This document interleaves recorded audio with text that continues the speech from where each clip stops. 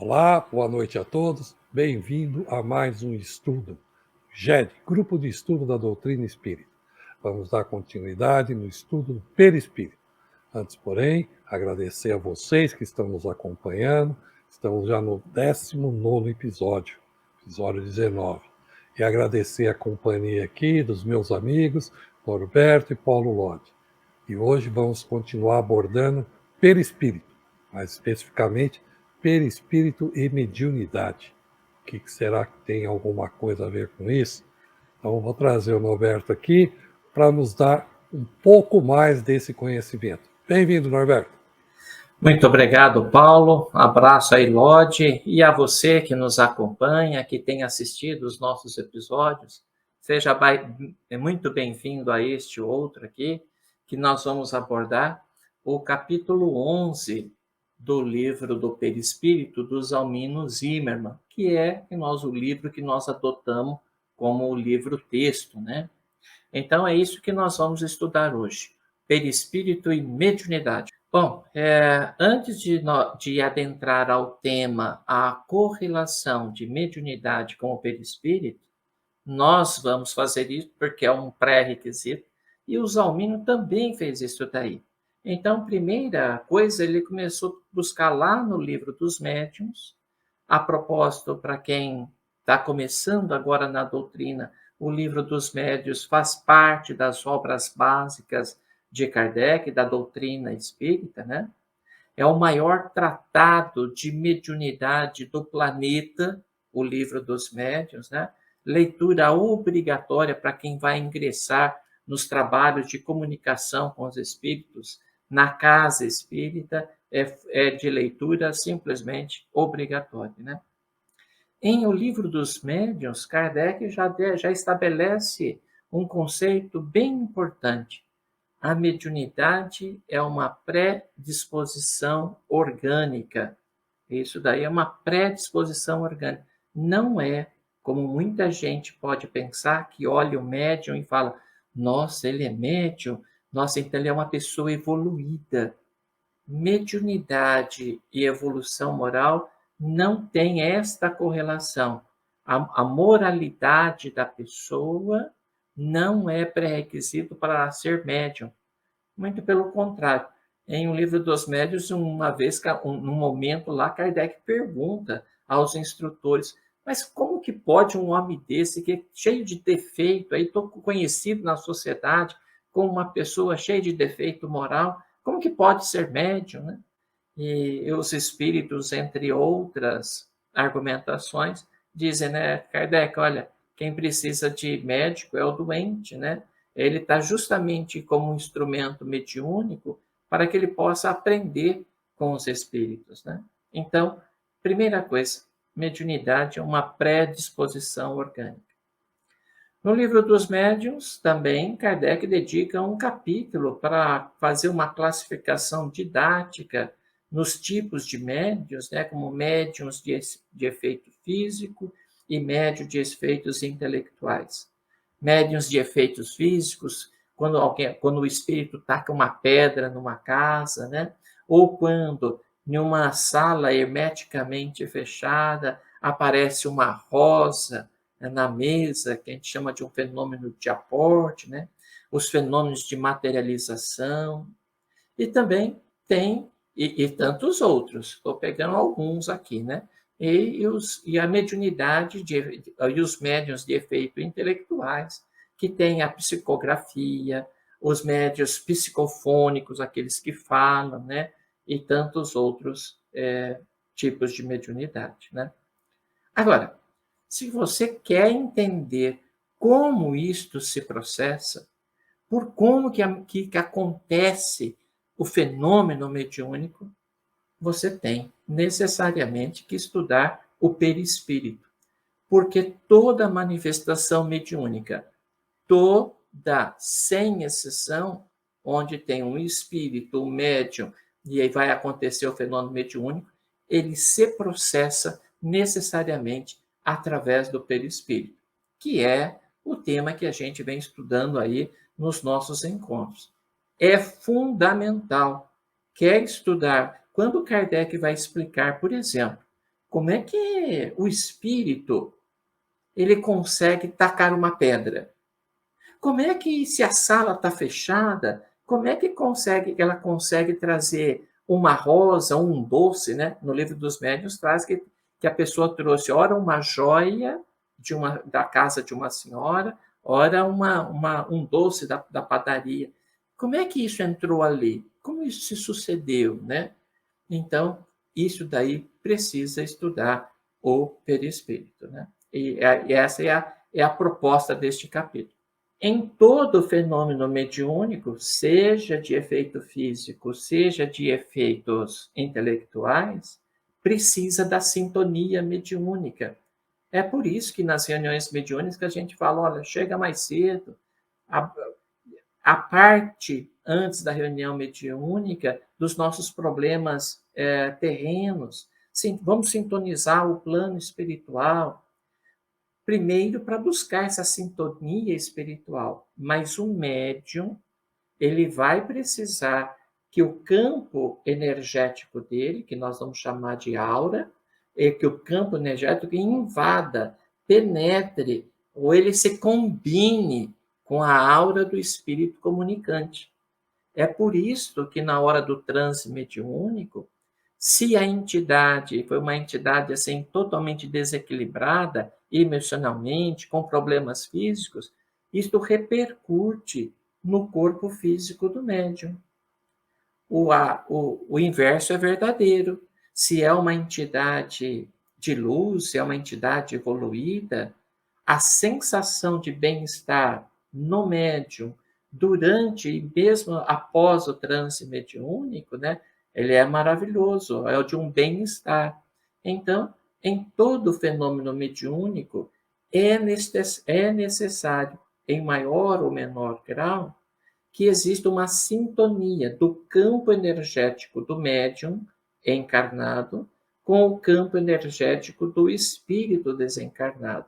E a partir desta aproximação, desta sintonia, acontece a intimidade da transmissão mediúnica, da comunicação mediúnica. O médium acessando parte da história do que aconteceu com o espírito, e a recíproca também é verdadeira. O espírito sentindo o alívio pela presença equilibrada do médium ou dos participantes da reunião mediúnica, né? É a isto mais ou menos que nós chamamos de um termo que você já deve ter ouvido falar, que é choque anímico, né? Quando o espírito vem totalmente desequilibrado, ele não lembra do seu nome, ele não sabe onde que ele mora e coisa e tal, ele está num estado de perturbação.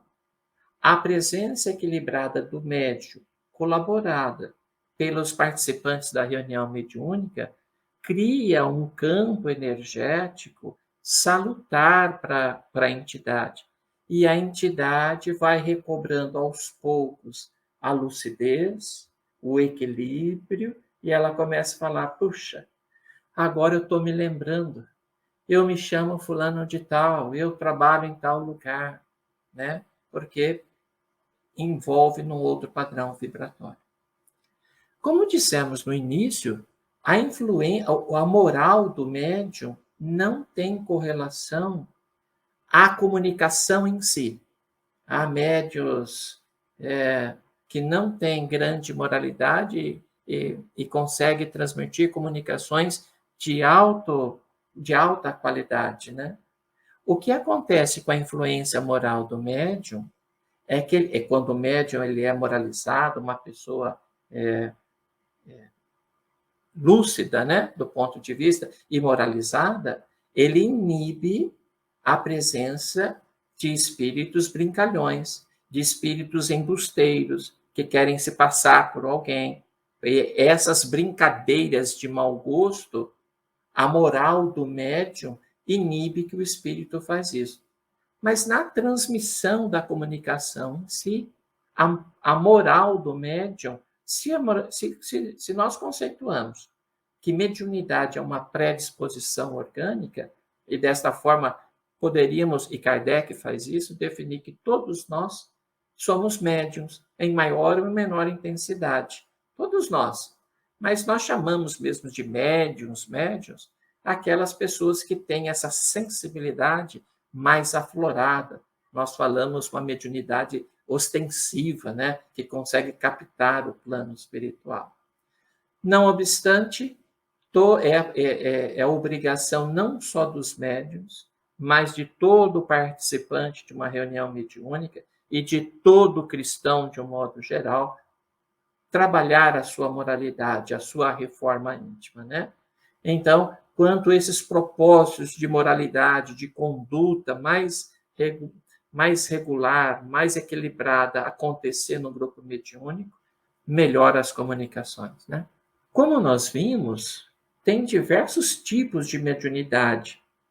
E o bom senso diz, o que nós vamos falar de psicossoma é o corpo espiritual, né? O perispírito como psicossoma, né? E mediunidade, e a gente poderia até falar também do corpo físico. O corpo físico do médium que reflete, na verdade, o seu perispírito, né? Nós já cansamos de todo o nosso encontro, nós falamos isso. Cada célula do nosso corpo se interliga a uma estrutura no corpo perispiritual. Bom, então, dependendo do perispírito do médium, né? Ele vai, e do corpo físico, consequentemente, ele vai estar mais apto, mais favorável a determinados tipos de mediunidade. Poxa, eu não entendi. Como é que é isso daí mesmo? Por exemplo, médiuns de efeitos físicos de materialização, nós sabemos que ele precisa, quanto mais ele tiver capacidade de gerar ectoplasma, de doar ectoplasma, que é uma substância produzida pelo corpo, né? E trabalhada nesse transe mediúnico da materialização, a pessoa, quando você vê ela materializada, ela, na verdade, é este ectoplasma combinado. Não vou usar o termo condensado. Kardec, lá em Livro dos Médiuns, fala, olha, condensado não é o termo mais adequado, mas poderíamos dizer combinado, que dá uma materialidade maior ao espírito. E você, na materialização, não só quem é médium, todos numa reunião conseguem ver o espírito. Muitas vezes conseguem tocá-lo. Tocando, você consegue ver até a temperatura dele, né? Então, este médium, esse tipo de mediunidade, precisa que o médium seja capaz de doar abundantemente o ectoplasma. São todos os médiuns que têm essa capacidade? Não. Não é. Em contrapartida, médiuns de psicografia, como Chico Xavier, né? Nosso exemplo maior aí de mediunidade, né? Com certeza trazia uma estrutura física e perispiritual favorável a esse tipo de mediunidade. Então, para cada tipo de mediunidade, uma constituição física e perispiritual adequado para esse trabalho desse tipo de mediunidade. E nessa questão, nessa questão que nós estamos falando, né, no transe mediúnico, o médium deve invadir o campo energético do espírito comunicante, né? Então, a gente vê o seguinte, que dependendo da mediunidade também, esta acomodação, este envolvimento de um campo energético com outro é maior ou menor, dependendo do tipo de mediunidade, né? Então, mas sempre, para que haja, isso é importante deixar isso bem claro, para que haja o fenômeno mediúnico, é preciso que a aura do médium se envolva a aura do desencarnado, que os laços perispirituais de um se aproxime do outro, né? Que o campo energético, dê o termo que você quer usar, precisa fazer isso. É assim que as coisas acontecem. Vamos no próximo, Paulo, por gentileza. Então, a gente vê aqui, olha que coisa interessante, que na mediunidade de evidência, aquela que você viu, o médium, é só o médium, tá? Ele vê o espírito, ou na audiência que ele escuta o espírito, né? O perispírito, para que isso aconteça com maior desenvoltura, há uma expansibilidade do perispírito. O perispírito, como a gente sabe, o espírito ele é volátil e dependendo das emoções do médium, ele pode se expandir, como ele pode se contrair. Então, é isso que está dizendo. Na vidência e na audiência, existe uma expansibilidade do perispírito. Já nas manifestações de natureza intelectual, como na psicografia, quando o médium escreve, ou na psicofonia, quando o médium fala, né? Se na vidência existe uma expansão do perispírito, nessas duas mediunidades, psicografia e psicofonia, existe já um estreito contato do perispírito para o perispírito, né? Olha que bacana.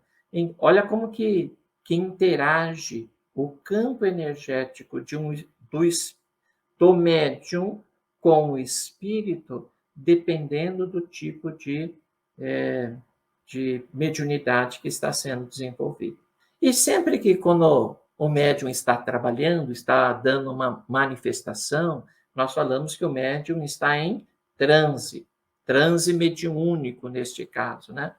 Mas o termo transe em si, e você já deve ter visto essa palavra, ele não precisa exatamente ser para a mediunidade, né?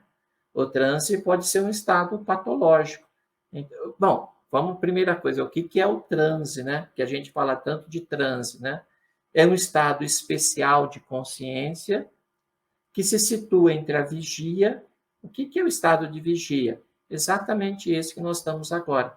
Nós estamos aí, nós temos plena lucidez do que nós estamos fazendo, né? Então, é o estado que nós estamos agora e com um estado como se fosse de um sono natural. Você olha para a pessoa e fala assim, essa pessoa não está muito bem, não. Essa está num estado alterado, não patológico, mas alterado, anormal, não é o normal dela. Você vê que a pessoa muitas vezes demora para responder, os sinais muitas vezes vitais estão alterados.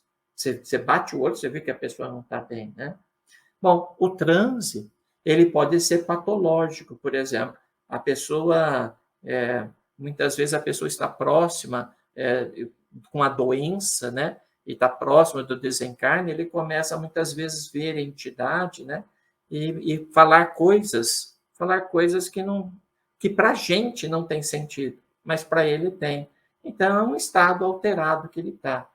O transe ele pode ser hipnótico, né? Pessoas que têm essa capacidade de conduzir um paciente, profissionais da área da saúde, de um estado para outro, né? Através de técnicas de hipnose. Ele pode ser farmacógeno, ou seja, um usuário de drogas, por exemplo, né? Depois de drogado, ele pode ficar até alucinações. Na verdade, é um verdadeiro transe, né? Não é mediúnico, mas é um transe.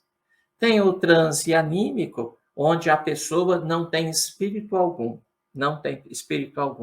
mas a pessoa por si só, ela tem a capacidade de deixar esse estado de vigia e se projetar numa outra dimensão, na dimensão espiritual.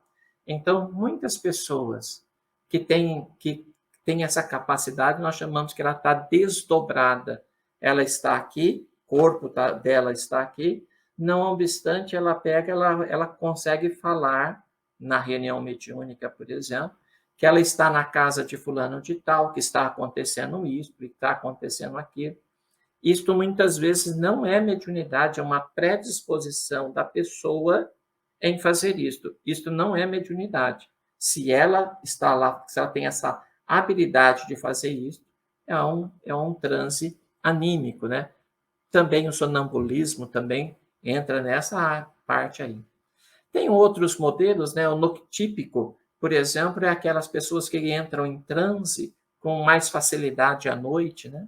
E o mediúnico, que é o que nós temos interesse, tanto anímico como mediúnico, por isso que eu fiz no destaque ali, que a gente tem interesse.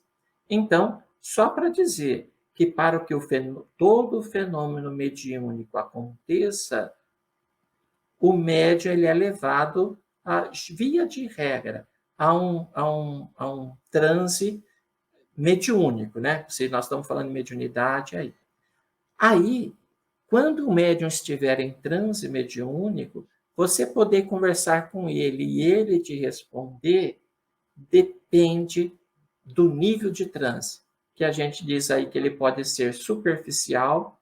Quando o médium está lá, o médium está dando passividade e ele pode falar para você, falar assim, ó, o espírito está assim, o espírito está assado. Aí você conversa com o espírito, mas o médium ele tem lucidez do que está contando, que está acontecendo com ele, mesmo durante o transe mediúnico. O semi-profundo, quando termina a manifestação espiritual, você fala, puxa, como que é? Como era? O espírito era assim, assim? Eu falo, olha, eu sei mais ou menos, eu lembro que ele era assim, que ele tinha isso, mas mais detalhes eu não lembro. Olha aí. E tem o transe profundo. Quando o médium volta, ele não sabe o que aconteceu, que assunto que foi desenvolvido, ele não tem absolutamente nada, né? E é do mesmo jeito para você trazer o médium, né, desses transes para o estado de lucidez, a dificuldade vai ser proporcional se é um transe superficial, semi-profundo e profundo.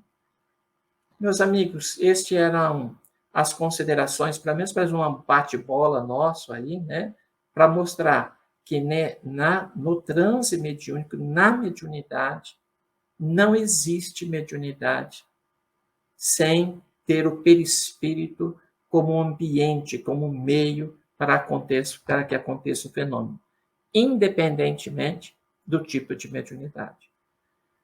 Meus amigos, falei muita besteira ou não? Grato, Norberto, grato, como sempre. Mensagem sempre objetiva, mas com conteúdo, isso que é muito importante. Então vamos aqui já bater um papo, entender um pouco mais, chamando o Paulo aqui para a conversa. Paulo, bem-vindo. Ok, boa noite a todos. Cumprimentando aí os colegas aqui, o pessoal que irá nos ouvir. Parabéns, Norberto, foi muito bem explicado, como sempre, né? Muito, muito didático e um tema bastante interessante que faz a gente pensar, né? Eu vou falar algumas coisas aqui, depois você que me corrige se estiver errado. Eu gostei ali que você disse, isso é muito importante, o pessoal esquece que a mediunidade é uma função orgânica, né? Está no corpo, está no sistema nervoso, e pode ser transmitido por meio da hereditariedade, né? Não que a pessoa venha desenvolver, mas está ali, se precisar, eventualmente, em algum momento, né? E aí, é interessante pensar nisso, né? Eu queria trazer um ponto interessante que a gente esquece, né? Se está no corpo e é orgânico, né? Vamos pensar nas doenças que nós estudamos anteriormente ali, né? Se nós lesamos o nosso corpo físico, nós lesamos o perispírito. Então, se a faculdade ela é orgânica, ela está no corpo, quando deixamos o corpo, o perispírito leva as impressões da mediunidade, o que permite que ela possa ser exercida no mundo espiritual, né? Tanto é que nós temos aí relatos do Divaldo, no livro, recomendo aqui agora, Tormento da Obsessão, onde lá no Nosocomio Esperança, Eurípides Barçanufo e a sua trupe ali, né, com médicos, enfermeiros, médiums, né, Maria Modesto Cravo, enfim, uma equipe ali, eles fazem reuniões mediúnicas com médiums, ou seja, quem foi médium encarnado pode continuar sendo médium no mundo espiritual, né? É muito interessante estudar essa parte, porque eles trazem espíritos do umbral para a colônia para serem esclarecidos. Olha que interessante. Mas a função não é orgânica? Sim, ela permanece no perispírito. Olha a função do perispírito aí, de carregar as impressões do nosso psiquismo quando estamos desencarnados, né? Então, eu acho que essa parte que o Norberto falou, ela é muito importante, ela é bem interessante e às vezes a gente esquece de ressaltar isso, né? E quanto aos tipos de mediunidade, né, achei bem legal o Norberto trazer para a gente também, que aí, a depender dos efeitos ou intelectuais ou físicos, né, o perispírito ele vai se comportar de uma maneira. Então, os intelectuais, como ele colocou, né, vai ter essa interpenetração, né, ou seja, essa conexão psíquica dos perispíritos ali, né, na vidência e audiência, como ele colocou aí, a expansibilidade do perispírito, que também é um processo anímico, né? O pessoal esquece disso, né? A palavra ânima significa alma. Então, tudo aquilo que vem da alma e que sai, e que não necessariamente tem um espírito participando, é um processo anímico. Então, a vidência é um processo anímico. Então, o desdobramento, o sonambulismo é um processo anímico. Não precisa ter espírito. Eu estou indo ao mundo espiritual, eu estou vendo, eu estou relatando, é um processo da ânima, que é a alma, né? O pessoal confunde isso como sendo do médium. Ora, é do médium? Da alma do médium. Então, a alma do médium pode se transportar. A alma do médium pode ir ao mundo espiritual, como o Norberto bem colocou. Pode ir lá, em determinado lugar, como o Kardec colocava, e falar o que está acontecendo. Ou pode dar receitas, como o Kardec colocava, né? O médium se desdobrava, ouvia o médico espiritual e dava receita. E aí Kardec perguntava, é você? Eu falei, não, tem alguém aqui ditando para mim e eu estou passando. Um fenômeno anímico, né? Mas que, ok, a gente pode chamar de mediunidade também, né? E aí nos fenômenos físicos, né, que o Norberto trouxe também, a doação de ectoplasma, presente, né, no perispírito, não somente no médium, mas no ambiente, na natureza, combinando aí com os fluidos do mundo espiritual, que também é uma doação, entre aspas, aqui, digamos assim, dos espíritos nobres, porque eles vão manipular isso de uma maneira que a gente não entende muito bem ainda, e trazendo ali os fenômenos físicos. E aí a gente percebe que na mediunidade, essas diversas funções do perispírito, elas se apresentam, né? Essa expansibilidade, essa interpenetração, esse desdobramento, que também é o sonambulismo, onde a expansibilidade está presente, né? Então, são funções aí muito interessantes, e do transe que o Norberto falou também, que está relacionado a isso, né? Ao maior ou menor deslocamento do perispírito do médium, que vai fazer com que ele esteja mais ou menos próximo, mais ou menos presente, ou num transe totalmente inconsciente aqui, que a gente percebe que talvez seja o melhor para o médium, como diz o Divaldo, para o médium não atrapalhar a comunicação, né? Lembrando aqui, rapidinho, só para a gente encerrar isso, né, um fato curioso que o Divaldo comenta, que certa vez ele estava muito doente e com febre, e aí aparece o Vitor Hugo para psicografar. E aí o Divaldo fala, mas eu estou muito doente, o senhor não está vendo? Aí ele, ótimo, assim você não me atrapalha. E aí psicografou, foi psicografando lá pelo Divaldo, mostrando que é exatamente isso, né, que se nós estamos muito conscientes, o nosso psiquismo, as nossas ideias, o nosso animismo, ele pode eventualmente carregar ali a comunicação ou a transmissão que será feita por meio de psicografia ou psicofonia. Enfim, eram esses meus comentários iniciais aqui. Paulo, Norberto, fique à vontade aí para fazer a devolutiva. Ô Paulo, se você me permitir aí, o Paulo Marzanati, o que o Lodi falou é muito fantástico e eu perdi para um exemplo quando eu falei sobre isso. Então, quando eu falo assim que muitas vezes o médium traz um perispírito, consequentemente um corpo mais adequado para o tipo de mediunidade que ele vai desenvolver, a gente poderia só fazer uma correlação de pessoas que reencarnam para serem médico e cirurgião, né? E o corpo dele, muitas vezes, quando é uma pessoa assim, pré-determinada para ser um médico de cirurgia, ele também vem com uma predisposição para que a mão não trema, para que ele consiga ficar muito tempo em cima de um centro cirúrgico, de pé num centro cirúrgico, sem ter problema de equilíbrio, né? Então, existe toda uma... Assim como para as profissões existe uma predisposição do corpo, uma adequação do corpo para melhor desenvolver isso, um músico, né? Olha só, apesar que tem essas aberrações aí, por exemplo, como Beethoven ficar surdo, né? Quando estava no auge dele. Então, mas de um modo geral, são pessoas que trazem essa predisposição para melhor corresponder, executar, realizar o que tem para fazer, né?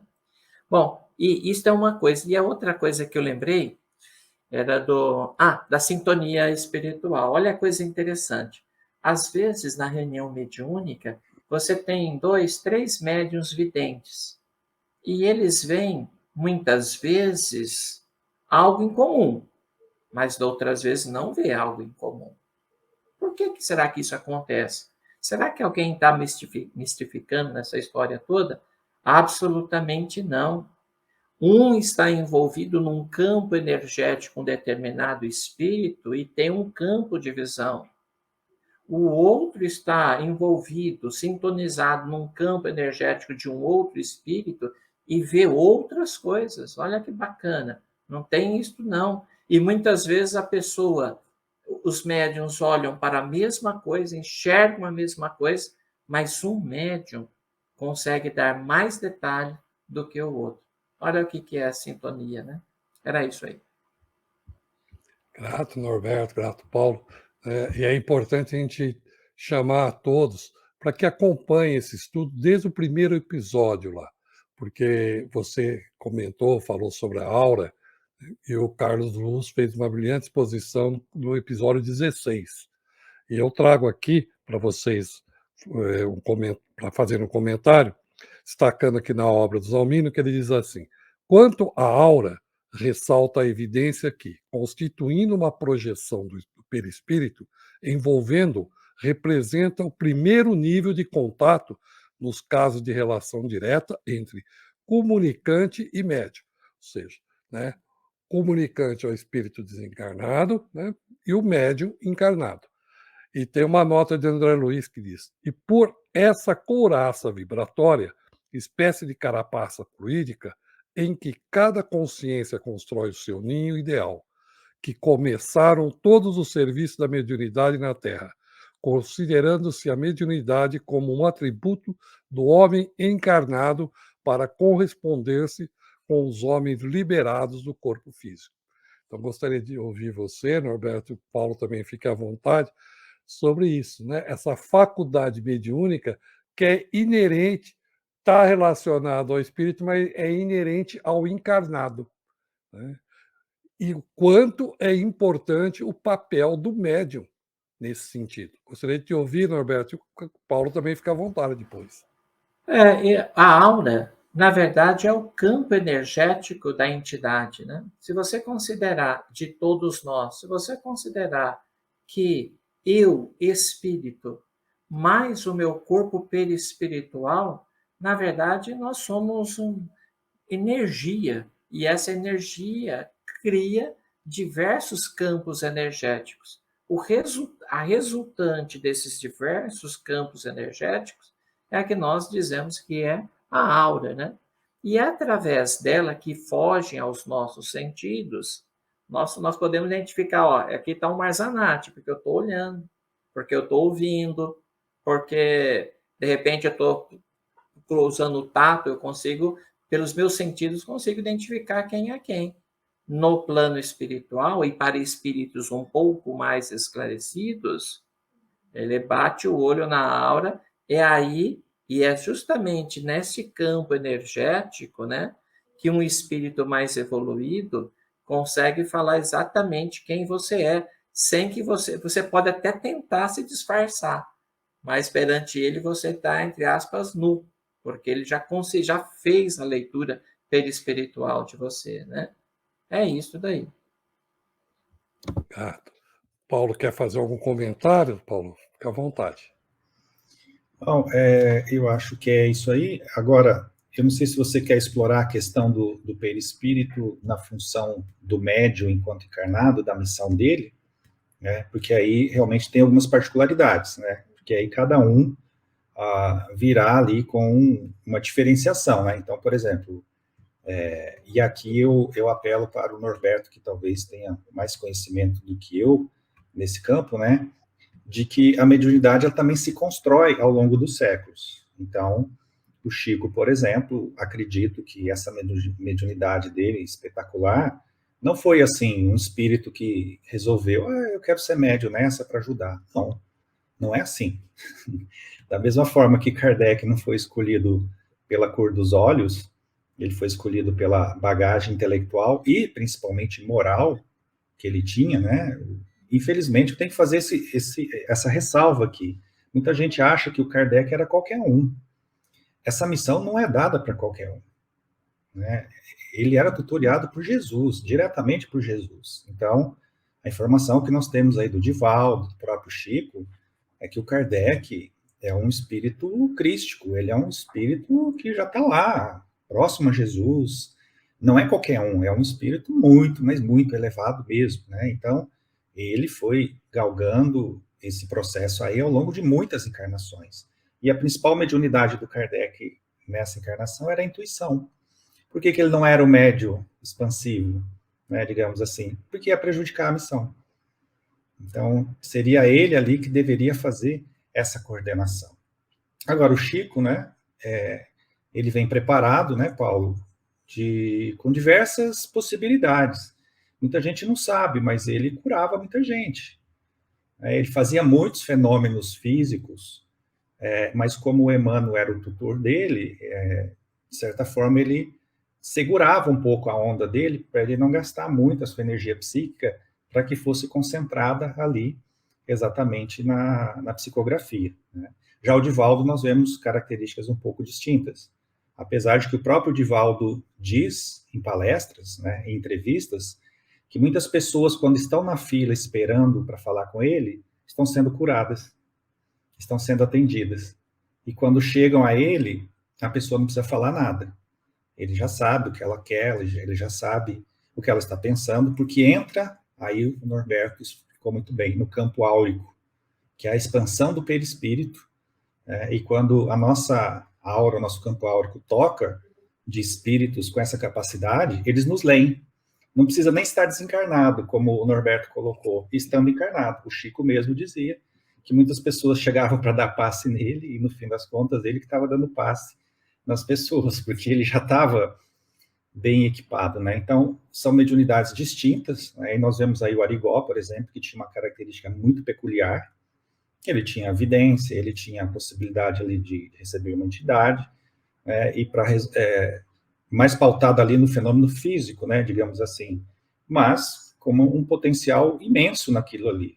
E outros tantos médios, né, que são mais do campo intuitivo, da vidência, da audiência, enfim, e por aí vai. Então, essa característica do perispírito, ela vai traçar esse RG, digamos assim, da mediunidade.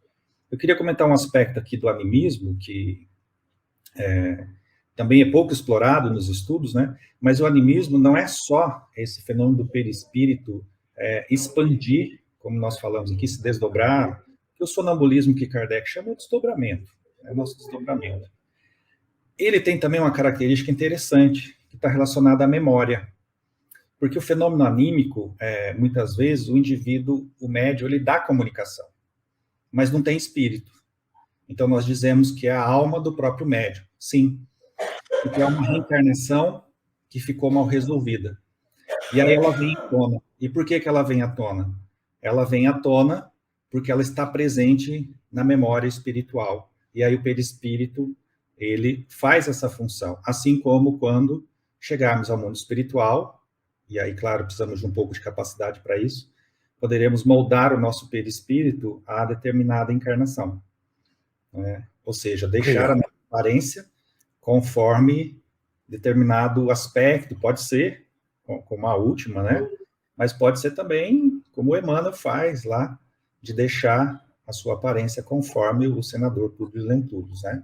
Então, o fenômeno anímico, ele também está relacionado a essa questão do perispírito, que não deixa de ser uma mediunidade. Poderíamos chamar, assim, de uma mediunidade intrínseca, né? Não há espírito de fora acoplando-se, mas há uma reencarnação mal resolvida, né, vindo à tona por meio dessa propriedade do perispírito também. É o que Jung chamou de complexo.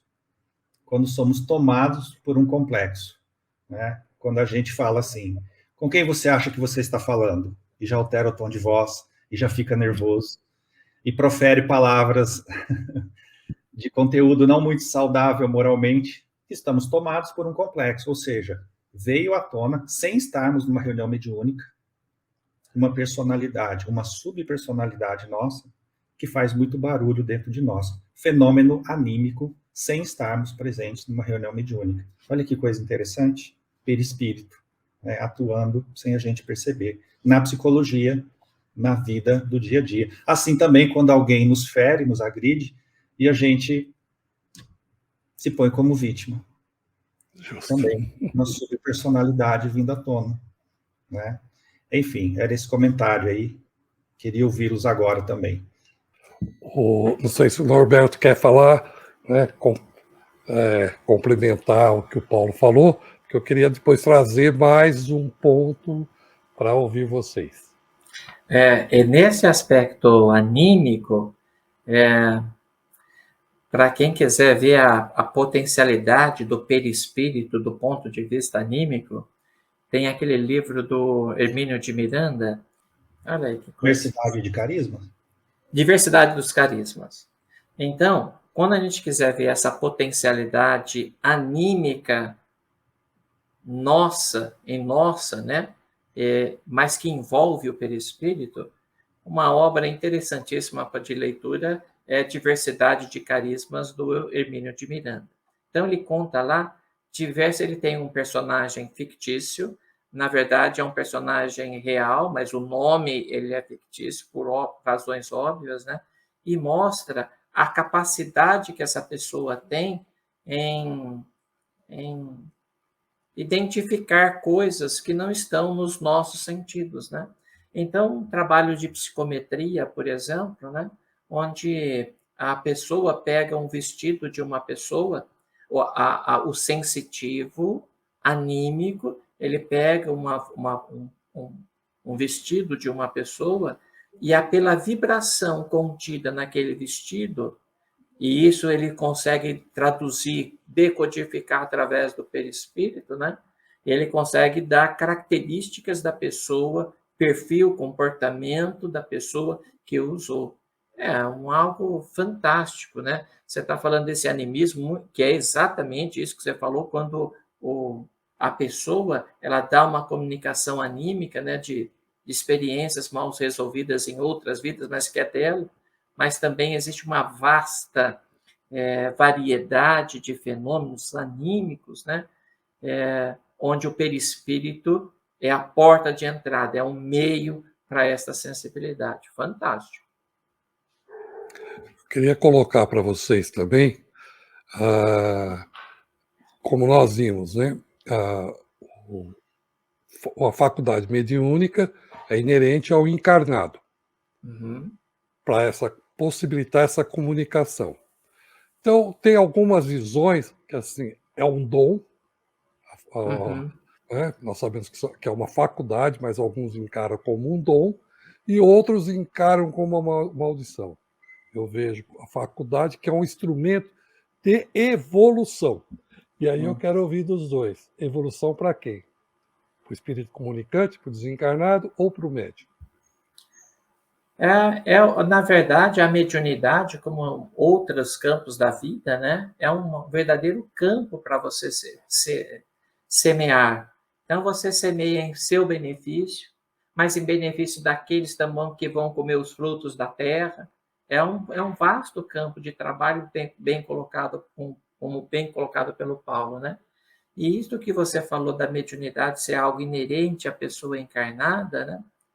Não está errado, mas isso que o Paulo falou é preciso. No plano espiritual, há reuniões mediúnicas.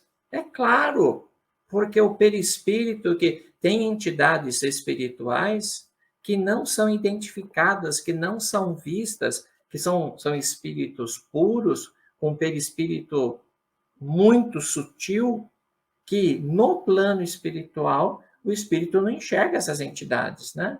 E muitas vezes a entidade está num padrão vibratório, num nível energético tão evoluído que não, mesmo que quisesse falar, não consegue falar, não dá certo. Então, existem mesmo essas reuniões mediúnicas no plano espiritual, que eu acho isso fantástico, é para você ver como na vida nada dá saltos mesmo, né? Olha que bonito, eu acho isso fantástico, viu? A sensibilidade, muito bem colocada pelo Lodge, a sensibilidade de um médium encarnado, ele leva consigo essa sensibilidade no plano espiritual. Imagina a pessoa chegar lá e falar, pô, mas aqui também vou ter que ser médium, também vou ter que trabalhar? Vai trabalhar ainda. Ótimo, ótimo. Para os nossos comentários finais, Paulo, fique à vontade. O Divaldo mesmo fala isso, né? Que ele, quando desencarnar, quer continuar sendo médium, do outro lado, né? Ou a gente acha que o Chico parou, ele continua, só que agora ele está trabalhando em outras esferas, né? Sabe-se lá que tipo de intercâmbio ele está fazendo, né? E respondendo a sua pergunta, Paulo, né? Mediunidade, na minha visão, é oportunidade para todos, para o médium, para os desencarnados e para quem estiver ao acesso disso, né? Porque nós mesmos vemos nas reuniões mediúnicas, né? Quando o médium recebe ali, entre aspas, né? Está dando a passividade para um espírito sofredor, eles mesmos relatam depois, eu estava aqui ouvindo no alto-falante, porque tinham muitos espíritos ali na mesma condição, oportunidade de muitos espíritos naquela condição, sendo um esclarecido, de ouvirem aquele esclarecimento e absorverem o que está sendo dito ali. E para o médium também, porque ele tem que, aí entra na nossa questão que estamos conversando com o Norberto, né? Qual o aprendizado que existe para o médium aí? Ora, muitos aprendizados. Né? Dele, primeiro, constatar que a imortalidade de fato existe, a lei de ação e reação, né? Ou de causa e efeito, se assim quiser, né? As consequências morais que o indivíduo leva daqui, enfim, e repensar a sua vida. E, além disso, né, ser médio não somente ali, mas ser médio também no dia a dia, de levar isso adiante, de repensar e pensar que também ele está sendo observado e que, portanto, ele deve não ser santo, mas procurar, na medida do possível, ter uma conduta um pouco mais elaborada no contexto moral, para que, como o Norberto bem colocou aí, quanto mais afiado for o médio, né, melhor a espiritualidade pode utilizá-lo, variando desde espíritos trevosos até espíritos mais nobres que possam trazer informações, né, desse plano para cá. Então, é uma oportunidade para todos.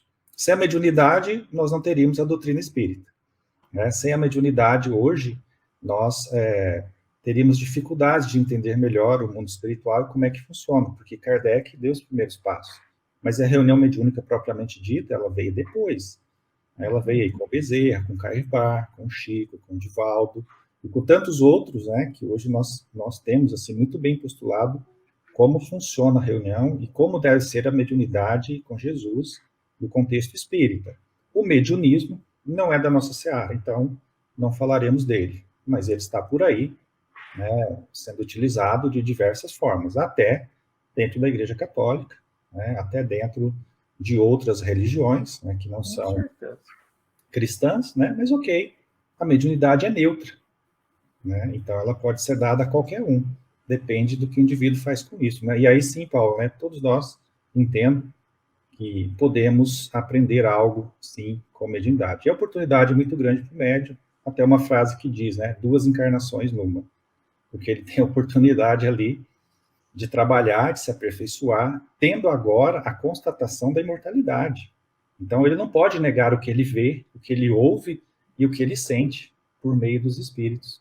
Então, o médium é alguém que precisa ser reajustado perante a sua consciência, como o Norberto colocou. Não é sinônimo de evolução, é sinônimo de trabalho.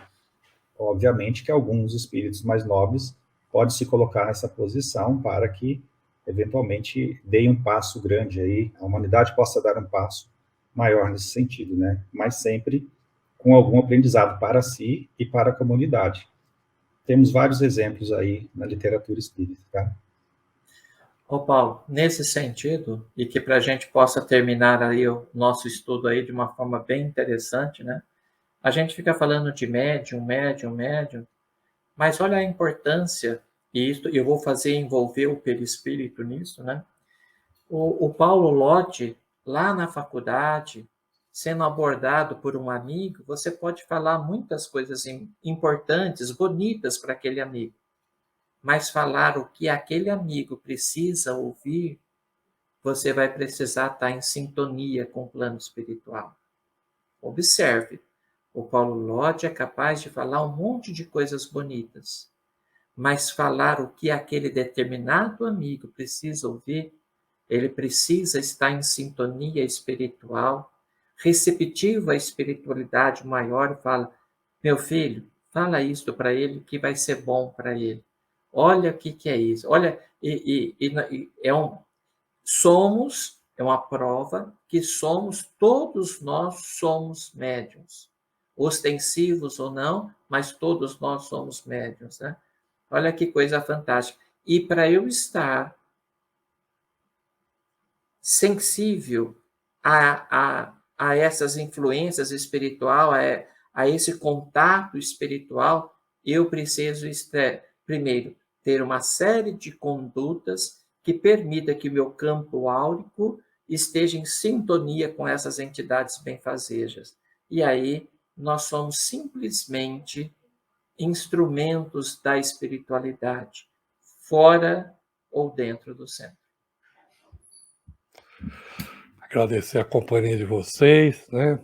Eu deixar o comentário final do que você disse. Todos nós, né, temos essa faculdade, né? Ostensivo ou não, vou usar um termo assim, com maior ou menor intensidade, todos nós temos. E nós vamos deixar aqui um convite para futuramente nós falarmos de reunião mediúnica, porque às vezes, né, eu não tenho mediunidade, nós temos. Né? Não é ostensivo, mas nós temos. Mas todos que trabalham na reunião mediúnica têm um papel muito importante, né? Extremamente importante, e justamente porque eu fiz a pergunta para vocês, não só o médium, todos os trabalhadores, pela causa do Cristo, têm todos os dias oportunidade para crescer e evoluir. Desejamos a todos a paz e a luz do Mestre Jesus, uma iluminada jornada. Agradecer ao Norberto pela exposição, o Paulo pelos comentários maravilhosos, muito gostosos. E convidamos, na semana que vem, o Paulo Lodge vai estar falando sobre perispírito e reencarnação. Convidamos a todos e, como sempre, a paz e a luz do Mestre Jesus.